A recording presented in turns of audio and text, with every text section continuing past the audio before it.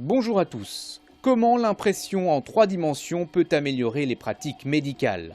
C'est ce que vous propose de découvrir cette semaine Médecine Augmentée, votre rendez-vous avec les nouvelles technologies. Ici, dans le service orthopédie de l'hôpital Saint-Joseph à Paris, les chirurgiens impriment depuis peu des articulations de la hanche en 3D. Cette approche permet ainsi d'optimiser les interventions pour fractures du cotyle. Explication du docteur Guillaume Rioux-Allon. Ce qu'il faut comprendre, c'est que c'est des fractures qui sont un peu complexes à opérer, d'une part parce qu'elles sont relativement peu fréquentes, et d'autre part parce que l'articulation de la hanche est extrêmement profonde sur un os, comme vous pouvez le voir, qui est un peu vrillé dans tous les sens, un peu comme une hélice. Ça, c'est l'exemple d'un hémibassin. Et donc ces fractures sont difficiles à réduire et en fait il est difficile de contrôler la bonne réduction, la bonne remise en place des fragments lorsqu'on travaille dans un environnement qui est difficilement accessible à cause de la présence de gros vaisseaux, de nerfs, etc. De plus, le fait que cet os soit un peu vrillé, ça rend difficile la conformation des plaques adaptées à chacun des différents patients.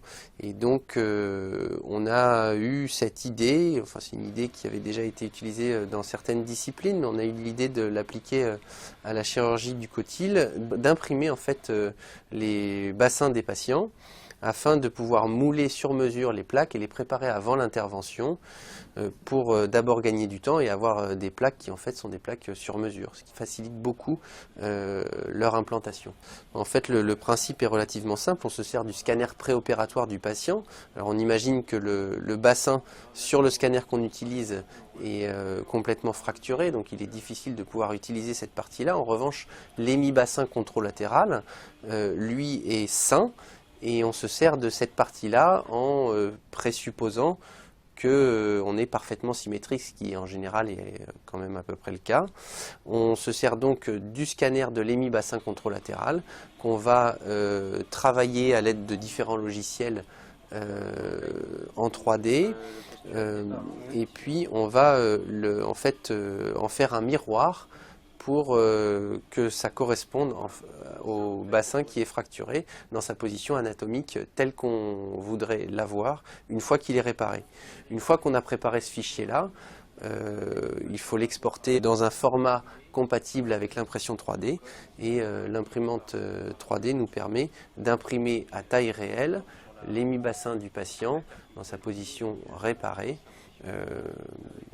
afin de pouvoir, sur ce modèle, mouler les plaques qu'on va pouvoir lui implanter lorsqu'on fera la chirurgie dans les 48 heures qui vont suivre. L'expérience montre que la reproduction des modèles qu'on a pu imprimer était assez extraordinaire.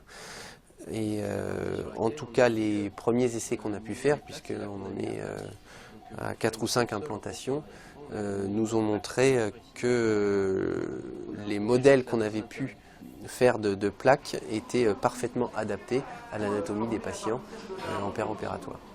C'est celle qu'on a pré-moulée en fin de semaine dernière. Bon, c'est des interventions qui sont quand même relativement lourdes et compliquées, qui sont volontiers assez hémorragiques et le moindre gain de temps est important, à la fois pour diminuer le risque hémorragique, le risque infectieux également, et aller mouler ces plaques sur des zones qui sont difficilement accessibles, c'est souvent difficile et ça peut prendre, dans des cas un peu complexes, un temps non négligeable. Donc tout ce temps-là, il est économisé pendant la chirurgie, ça c'est le premier gros avantage qu'on y voit. D'autre part, le fait d'avoir des plaques qui sont parfaitement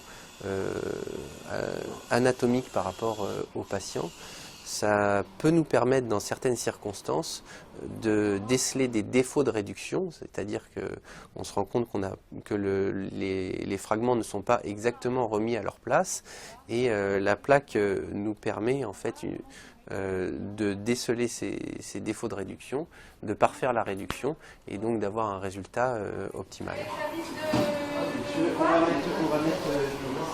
On peut imaginer, même dans cette indication-là, aller un peu plus loin et au-delà d'imprimer le bassin, imprimer directement les plaques sur mesure qu'on pourrait imaginer faire avec des logiciels.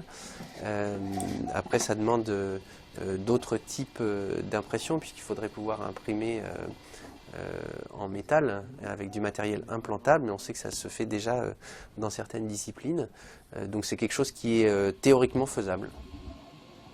C'est la fin de cette émission, merci de votre fidélité. Médecine Augmentée vous donne rendez-vous le mois prochain pour suivre un nouveau numéro.